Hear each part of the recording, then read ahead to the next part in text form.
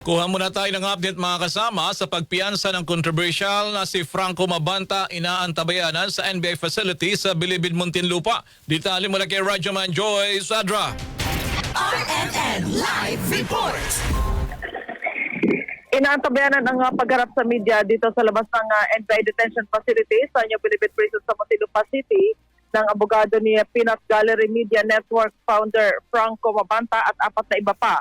Ngayong araw kasi ang plano ng kampo ni Mabanta na maghain ng piyasa sa kasong extortion. May kinalaman ito sa sinasabing pangingikil ng grupo ni Mabanta kay dating Speaker Martin Romualdez. Una nang inginit ang abogado ng grupo na si Attorney Bernice Piñol Rodriguez na walang nangyaring extortion at walang ginawang krimen ang kanyang mga kliyente. Tumanggi naman si Attorney Rodriguez na magkomento kaugnay ng video na sinasabing pag-uusap ni Mabanta at ng NBI agent. Magiging bahagian niya kasi ito ng kanilang depensa. Samantala, nagpalabas na ng sapin ng NBI laban kay Peanut Gallery Media Network host si J. Hero.